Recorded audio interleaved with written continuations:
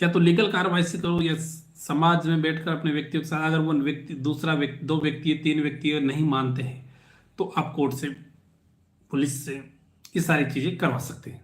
इसलिए मेरा मानना है अगर किसी व्यक्ति का जमीन का हो या किसी प्रकार का मैटर हो तो वो एक बार बैठ के समझौता कर ले, अगर नहीं होता है तो बिल्कुल वो कोर्ट की शरण भी ले सकता है। तो अपन बात करते 482 हाई कोर्ट।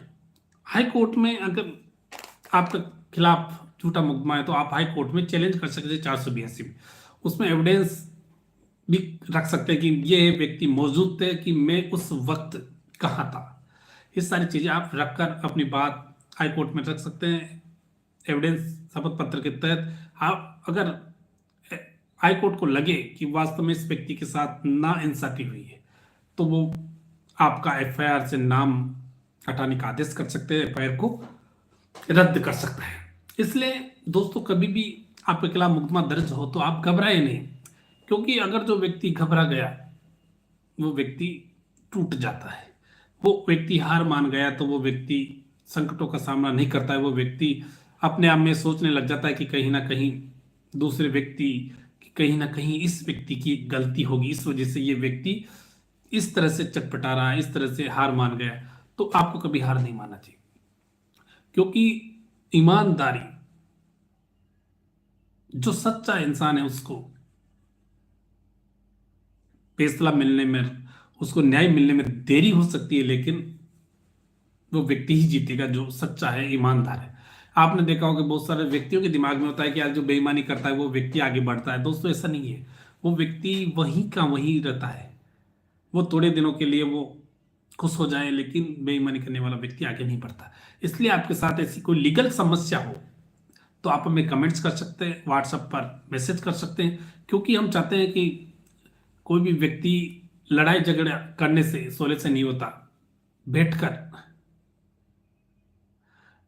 इसलिए जो भी व्यक्ति, बिल्कुल मैं अभी लाइव आ रहा हूं, आपका कोई क्वेश्चंस पूछना है तो बिल्कुल पूछ सकते हैं। इसलिए आप किसी भी व्यक्ति के साथ इस प्रकार की कोई मैटर घटना होती है ना, तो वो व्यक्ति बिल्कुल उसका डटकर मुकाबला करें, क्योंकि कोई भी व्यक्ति अगर आपको फंसाने की कोशिश कर रहा है झूठा, तो अगर आप उससे पेश नहीं करोगे, उससे चुनौती का सामना नहीं करोगे, तो वो व्यक्ति आपको दबाता जाएगा। वो व्यक्ति आपको ये सोचेगा यार ये व्यक्ति डर गया है। इसलिए अगर आप सही हो तो बिल्कुल डरने की जरूरत नहीं है। इसलिए मेरा मानना है कि इस लोकतंत्र में अपने जो मूल अधिकार है, उन मूल अधिकारों का कोई हनन भी करता है तो आप उनके खिलाफ जाइए, उनके खिलाफ डटकर मुकाबला करिए। अगर आपके कोई किसी के साथ आप कुछ बदतमीजी भी कर रहा है, आप उसे देख रहे हैं, तो वो व्यक्ति बार बार ऐसी करेगा। तो आपको किसी भी प्रकार के कोई लीगल अपडेट चाहते हो तो बिल्कुल आप हमसे जुड़ सकते हैं, कमेंट्स कर सकते हैं, अपनी बात हम तक पहुंचा सकते हैं, क्योंकि हम चाहते हैं कि हमारे व्यूवर्स, जितने भी व्यूवर्स हैं, उनको सपोर्ट मिले, कानून लीगल जानकारी मिले। क्योंकि आपने देखा होगा बहुत सारे ऐसे व्यक्ति हैं, बहुत सारे ऐसे परिवादी हैं, गरीब व्यक्ति है जो जिनको न्याय नहीं मिलता, उनके पास पैसे नहीं है।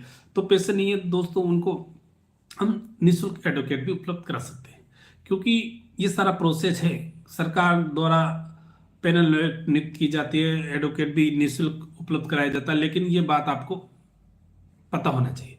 अगर आपको ये चीज़ पता नहीं है कि किस प्रकार से फ्री में वकील मिलते हैं, तो वो चीज़ें जब तक आपको जनरल नॉलेज नहीं होगी तो आप ये सारी चीज़ें नहीं कर सकते।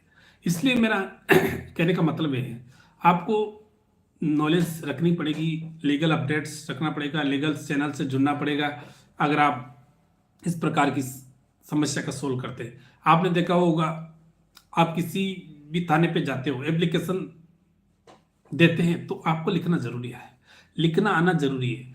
आप अगर लिख नहीं सकते, आप दूसरों से एप्लीकेशन लिखवा रहे हो, तो आप कैसे आपका केस जीत सकते हो, आप कैसे अपना केस में हैंडल कर सकते हो? क्योंकि जब आप एप्लीकेशन लिखना नहीं आ रही, आपको एप्लीकेशन नहीं देना आ रही, अपनी बात उस एप्लीकेशन में लिख नहीं सकते, तो आप किस प्रकार से अपना केस मजबूत कर सकते हैं या किस प्रकार से आप केस जीत सकते हो?